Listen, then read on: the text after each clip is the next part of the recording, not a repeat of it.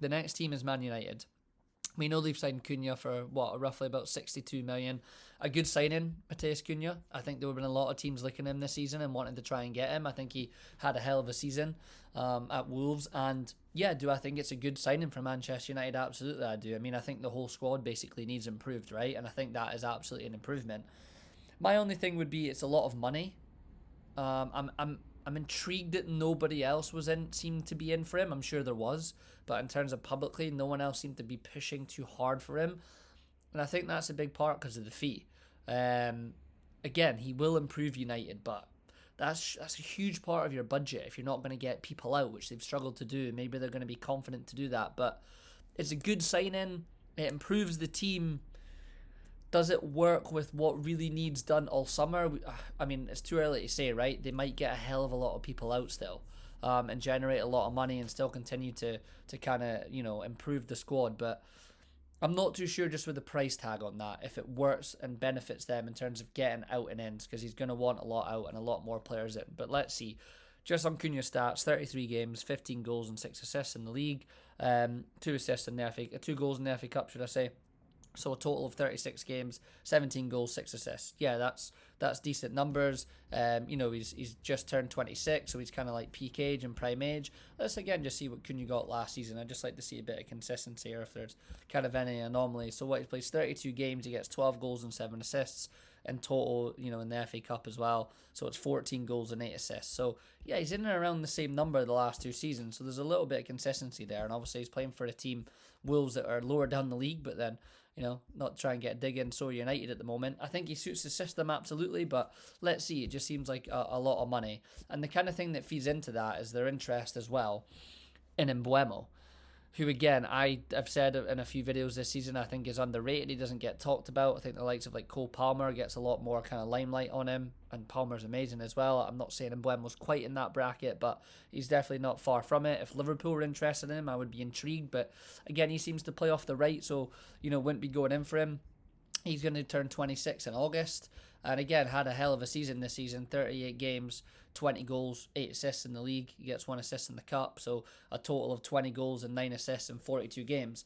20 goals is huge in the Premier League. Absolutely massive. You can't knock that. Again, it's 50, upwards of 50 plus million it's looking like. So between him and Cunha, you're spending, almost kind of like 120 million on those 2 players. You could say my team are spending, that on 1 player and Florian Wirtz, just don't need as much work done. But yeah, I like him. It just seems a lot. There's all that talk on TalkSport about his wages being about 250k a week as well. It's just, says he wants to go to United over other Premier League clubs. I mean, yeah, I don't think anyone else is offering Mbuemo 250k a week, to be honest with you. So, and I've said this to my mates at United fans, like, yeah, you've got the name still there as a pool, and you can still get players in, but like a big part of that is because you still do chuck massive wages there. And let's be honest, people are going to take that as well as thinking that they can make Man United better, don't get me wrong. So I don't know on those 2 if it makes sense again for the overall summer and what needs done to the squad, if they can get money back from players that they sell to keep investing, because I think you'll want a few more. Let's just see last season, and Mbuemo plays 25 games, gets 9 goals and 7 assists, nothing in the cup. So yeah, that's pretty low. That's low. That's 1 season he's got 20 goals and he's been phenomenal. I didn't know that. I thought his numbers would have been a bit better last season.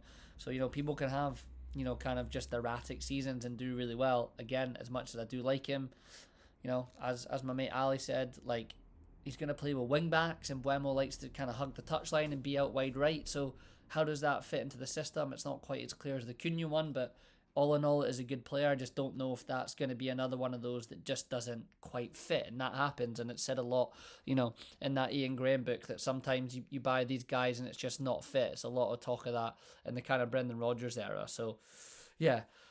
In terms of outs for United, you've got Sancho and you've got Rashford back. So, can bridges be built there to keep them in? Will they both want to stay? The club will want decent fees for them, but again, on high wages. And if you don't, you're back in the position of you've got 2 guys there that are big names, big characters, friends of the squad, and it's just going to be could be a bit of a disaster, but there's money there. I think Anthony was only on loan, right? I've not double checked that, but if he is, he's coming back, and then you've got to try and sell him as well. I mean, he's made it clear that obviously he doesn't fancy them. So yeah, that might be where they're going to get that money back in, and that they're spending on, these guys like Cunha and Mbuemo. And then just lastly on United, obviously there was that whole talk from Bruno and kind of the Saudi bids, and he's 31, so a lot of money for him would be wise to take. But again, the situation at the club, he is by far the best player. He's really stepped up this season. He's dragged them through it. Do you want to sell him? Bruno's kind of stuck. He's kind of gone to Man United, and we know how United have been, and in his prime he has not been at a club that's been at the absolute highest level, and Bruno Fernandes, with his ability, should absolutely be playing at the highest level and winning league titles and challenging for Champions League trophies. So again, it's timing. He's not gone there at the right time. He's a bit stuck in the middle. I feel like United will be stuck because that money would have been huge, but at the same time, do we want to sell our best player? Because we're trying to improve the squad, so you kind of want to keep him. So I think overall you've got to keep Bruno. I think you just cut your losses on it and you just say, look, we're riding it out with you for the next couple of years. You're a big part of the squad. We look to build it not around you because you're old, but you're a main player as we start to integrate and change through Amarim. So I think they're gonna have to keep him. I do.